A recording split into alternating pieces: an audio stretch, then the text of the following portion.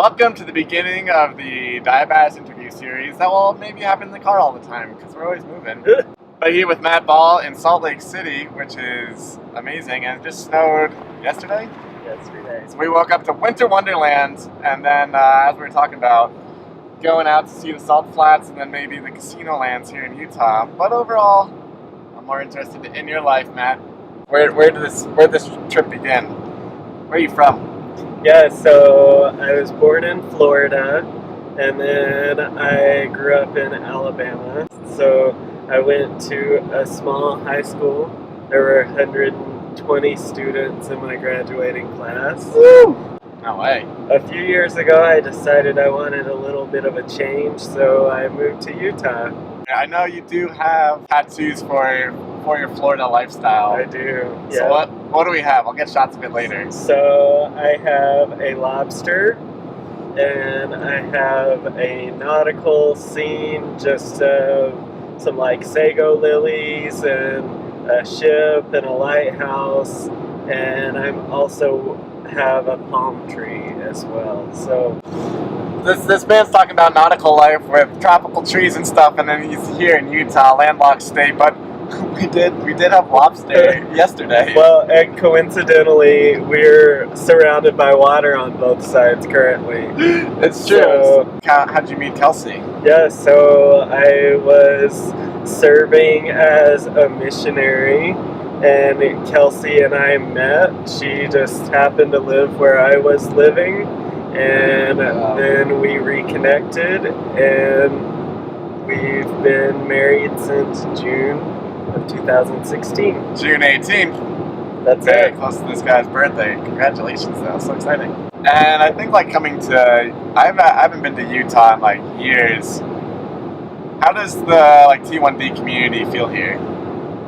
The T1D community is great here, especially being connected with like the College Diabetes Network, with JDRF, as well as the Diabetic Mixer, which is an event that they have at the University of Utah each year.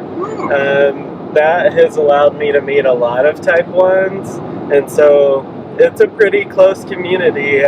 We also have a Facebook group that I'm on, and anytime I've ever needed anything, or anybody else has needed anything, or just want to chat, we've been able to really build that community up digitally that way. Which is super important. Even just before this ride, I ran out of Contour Next touch strips and then was using only one touch, but Matt over here lent me some Contour Next, so it works with my meter that is currently powered on, which is amazing. And I think that's like why informal networks are as important as super formal ones. Like, it's really cool that at the U here, I believe it's called. Wow, so much salt out the window. Like at the U here, they're doing smart insulin. That's like absolutely amazing. But that's like as important to have informal networks. So you have that like friends that can help you out in a pinch, and just people that you can socialize with and hang out with. I'll try to balance the diabetic and this life conversation, but I can see, I believe it's on the camera here, right there. What are we working with on the? This is the Medtronic 670G. Woo! And it doesn't have a name yet, but still looking for that. Maybe we'll previous pumps. No.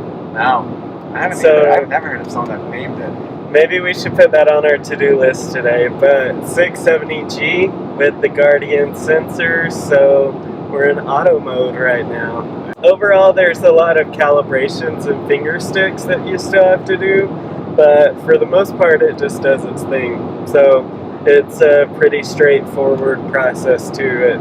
We'll let you know and say, hey, I need a blood glucose, is what it'll say, and then all you have to do is enter it, and you don't have to do anything else. Which is, I feel kind of privileged in the car because we are both using, I unfortunately got kicked out of it recently, but we are both new to like automated insulin delivery. Like, so I've been looping the last like 2 weeks. You just got on this, what, a month ago, 2 months ago? Like with the actual CGMs? Yeah. In terms of like mentality, what's shifted?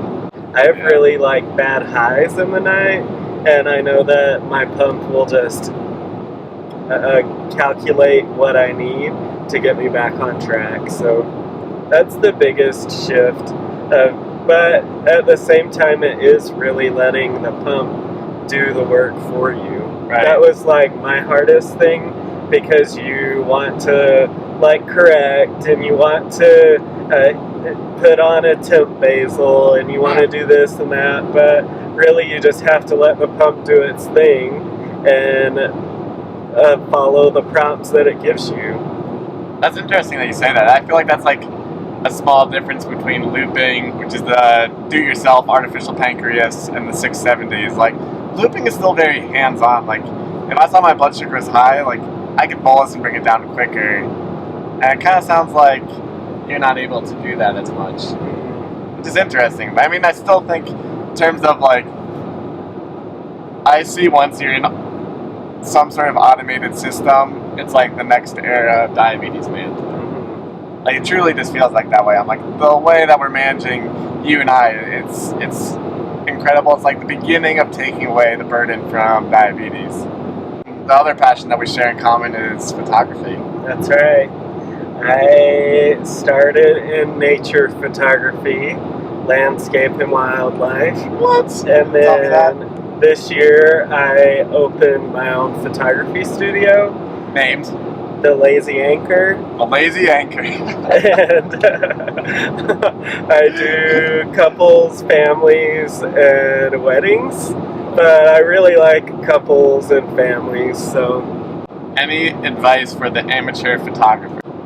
A lot of people will say that kit lenses are garbage, but I actually, whenever I got my most recent camera, I decided to just stick with the kit lens for at least a month, 2 months, just to see what I even wanted in a lens. Right. And so kit lenses can be super helpful.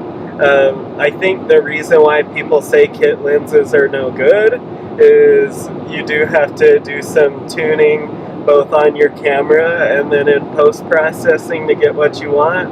But that could be the same with even a really fancy lens. You'll have to have settings right and do some post-processing. But biggest advice, use the kit lens, get a UV filter, and just take as many shots as you can. Like, I gave myself like a window saying I have to use the kit lens, so that way I can shoot at 35, I can shoot at 50, and shoot like at 18, and just get used to those different lengths and say, all right, here's what I want. That's how I ended up with this wide angle lens that we're actually shooting with right now. It's just like, you play around with enough, and that's the same thing. We were just talking about drones. Like, I've set a goal of making 50 videos until I ever get a drone. I'm just saying, I want to be able to make sure I can handle this camera, handle everything in editing, and then add the next piece. I think it's just like a little bit of discipline like that. If you're going to label yourself as a diabadass, Matt Ball, part-time comedian slash photographer, and full-time diabetic. There you go. Alright, if you're in Salt Lake City, Matt Ball, try to get him on stage. That's me. That's a good challenge for you here in 2018, and I appreciate the car interview. Until then, our next little destination should be like a beautiful, hopefully, lake. Until then, signing off. That's all. That's it. See you, everyone.